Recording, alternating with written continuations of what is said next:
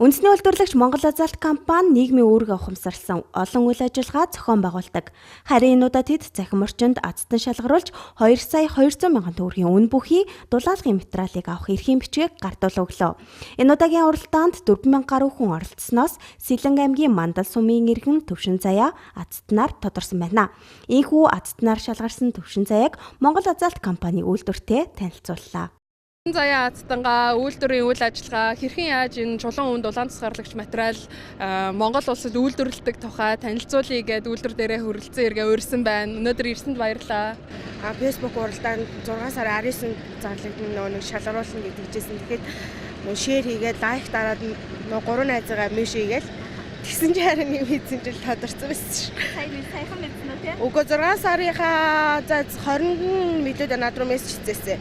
Тэгээд хуцаар яриа холбогдож байгаа. Тэгээ тэрнээс хойш ямар ч авах боломжгүй байж байгаа. Тэгээ өнөөдөр ирж авч байгаа байхгүй юу? Сэтгэл ямар мэдээж одоо эхийн хэмжээ нь маш өндөр байсан тий.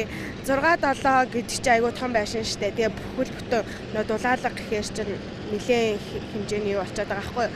Тэгээд уул нь юу гэж хэлмээр юм бэ?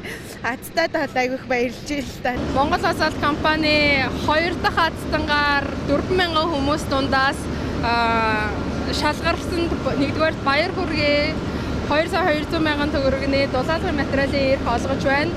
Тэгээд эрчим хүчийг хэмнэсэн эдийн засгийн хэмнэлттэй дулаан амьдраарай гэд ямар энэ эрхийн бичгийг өгч байна. Захин орчин хөгжиж байгаа энэ үед бүтээгдэхүүн үйлчилгээгээ олон хэрэглэгчдэд хүргэх, азтан шалгаруулах үйл ажиллагааг цаашид уламжлал болгон зохион байгуулахаа Монгол Азалт компани гүйцэтгэх захирал энэ үеэр онцолж байлаа.